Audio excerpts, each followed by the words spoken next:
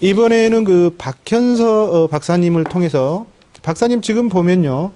그 쓰레기를 처리하는 방식이 앞서 제가 말씀을 드렸으면 스토커 방식, 요동상 방식, 그리고 열분해 가스화 방식이라고 해서 일반 분들이 들으면 전문 용어라 사실 잘 이해가 안 되고 저 역시 이제 취재를 하면서 알게 됐는데 이러한 방식들의 차이가 있습니까? 어떤 차이점들이 있는 겁니까? 상당히 이제 기술적인 문제가 많이 따르는데요. 이 소각의 기술하고 열분해 기술하고 가스화 용융의 기술을 이제 크게 보게 되면 우리가 얘기하는 최종 처리 생성물이 뭐냐 하는 것에 더 목적을 두고 있고, 두 번째로서는 처리 온도가 이제 어느 정도 온도에서 실시를 하느냐 하는 거하고 이제 두 가지 크게 잡을 수 있는데요.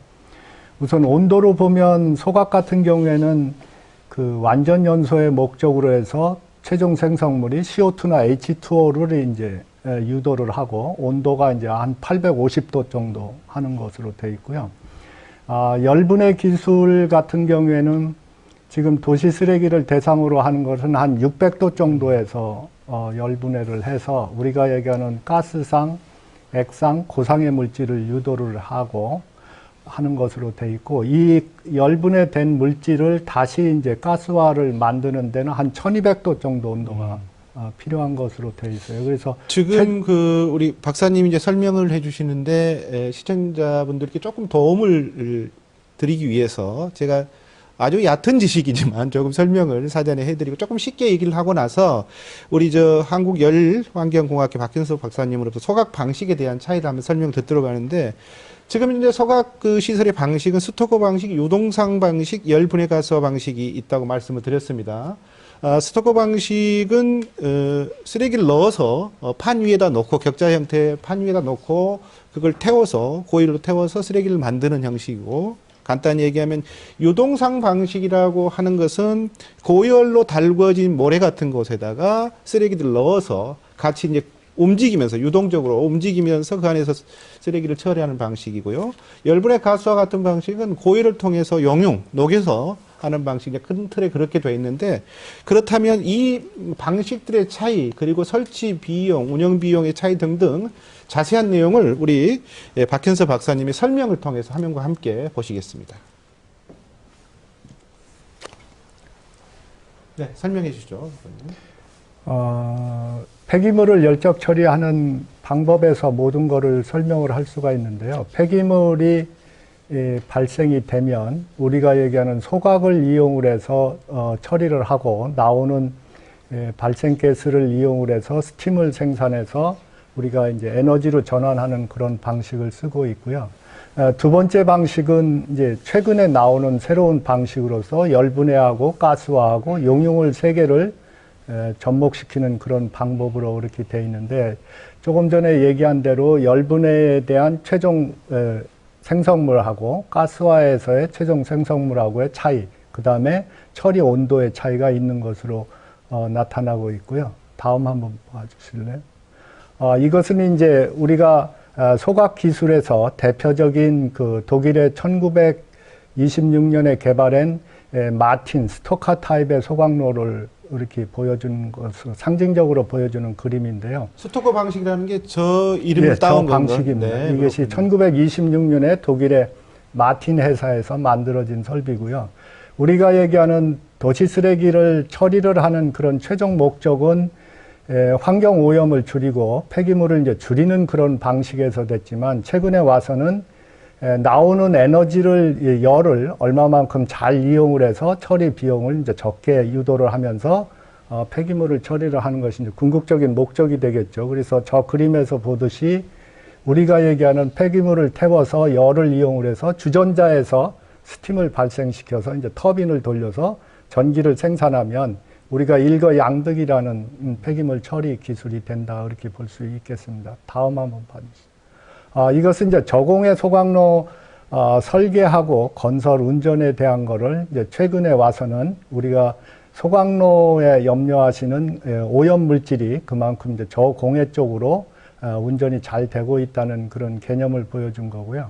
다음 한번 보시죠. 전체적으로 소각 공정은 소각로가 있고 거기서 나오는 열을 이용을 해서 배가스를 보일러를 통해서 온도를 낮춰가면서 그거를 에너지로 이용을 하는 그런 측면에서 가지고 있습니다. 다음. 이거는 이제 저공해화, 다시 말해서 다이옥신을 어떻게 줄이는 방법이냐 하는 것은 우리가 소각의 기술에서 850도씨에서 뭐 리텐션 타임을 배기가스의 체류 시간을 2초로 넣고 발 때는 대부분 다이옥신이 대부분 분해가 되는데 그것이 이제 배가스로 나가면서 냉각 과정에서 그 다음에 이제 후처리 시스템에서 처리를 해서 다이옥신이 우리가 원하고자 하는 농도까지도 현재는 충분하게 낮춰져서 소각이 운영되고 있다 그렇게 볼 수 있습니다. 다음. 이거는 이제 소각로 개발을 위해서는 지금까지 2000년대부터 용량의 소각로가 개발이 돼서 저희들이 이제 경험을 한 20년 이상을 건설하고 운전 기술을 갖다 보니까 우리가 이제 공학적으로 접근하는 방법, 경험을 이용을 해서 상품화까지도 하는 단계에 와 있고요. 그만큼 소각로가 많은 경험을 통해서 개발이 되었다고 볼 수 있습니다. 소각로도 그 크게 우리가 얘기하는 화격자를 놓는 방법하고 우리가 얘기하는 회전로식이 있고 유동상식으로 세 가지가 크게 있는데 궁극적으로는 뭐 연소의 목적을 가지고 있기 때문에 거의 똑같다고 볼 수도 있습니다. 다음. 스토카이 타입이 대표적인 것인데 그 화격자가 종류에 따라서도 전진, 뭐 후진, 원통형 이렇게 해서 개발한 회사마다 차이점을 가지고 있습니다.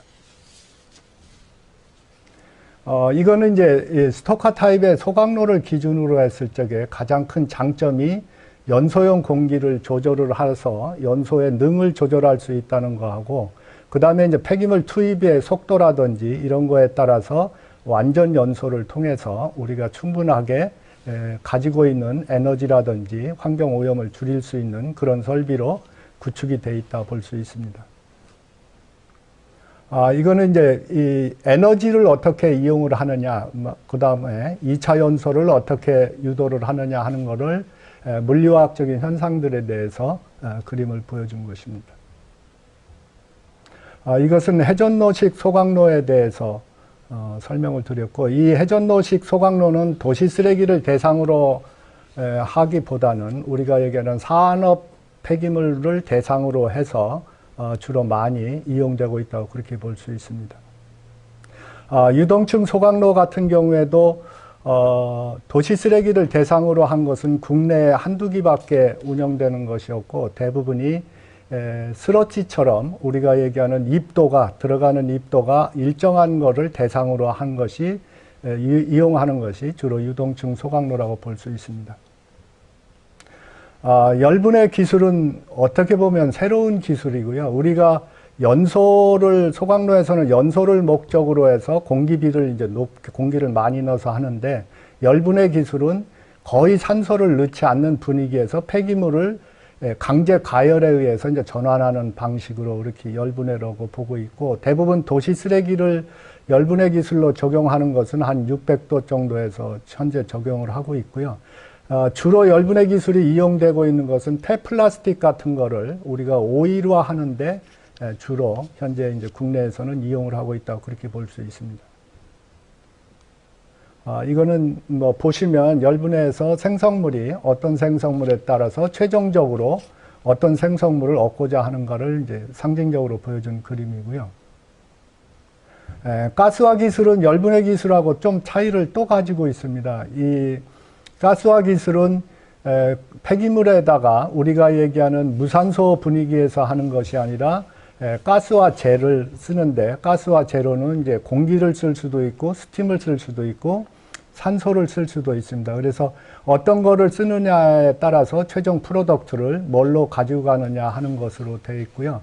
이 가스화의 주 목적은 CO나 H2 가스를 얼마만큼 많이 전환시키느냐 하는 것이 생명으로 되어 있습니다.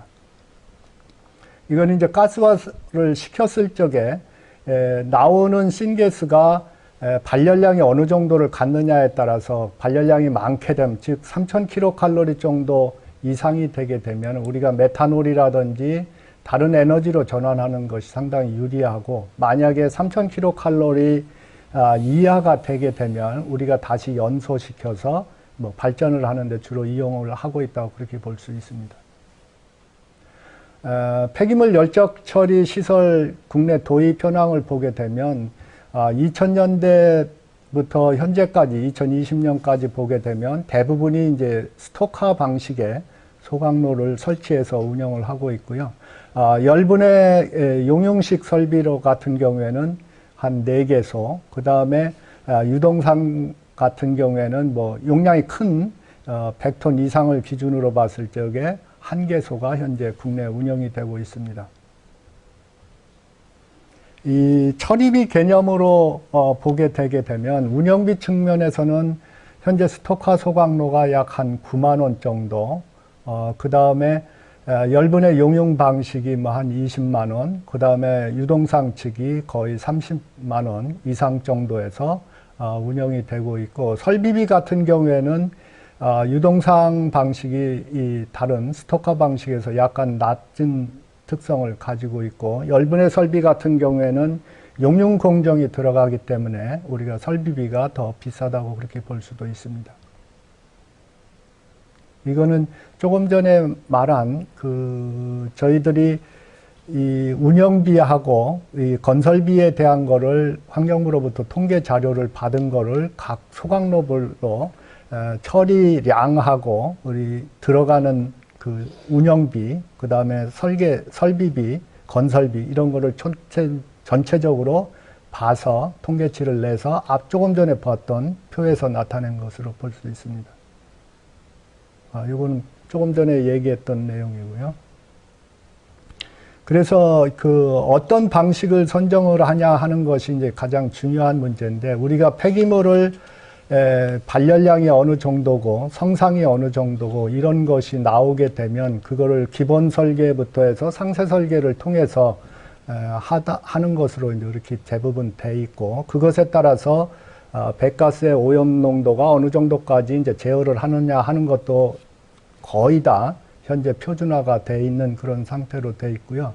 특히 이제 새로운 기술인 열분해하고 열분해 가스와 용융 기술이 이제 굉장히 처음에는 굉장히 다이옥신을 줄이는 그런 문제, 이런 문제까지도 이제 연결이 돼서 굉장히 좋은 설비로 부각이 됐었는데, 현재 설치돼서 운영되는 상태로 보게 되면 오히려 스토카에서 다이옥신 같은 것이 통계치로 더 작게 나오는 그런 것으로 돼 있고, 처음에 목적했던 열분해 가스와 용융 기술이 우리가 상용화가 굉장히 이제 어떻게 보게 되면 변형이 돼서 상용화가 되고 있는 그런 상태라고 볼 수가 있겠습니다.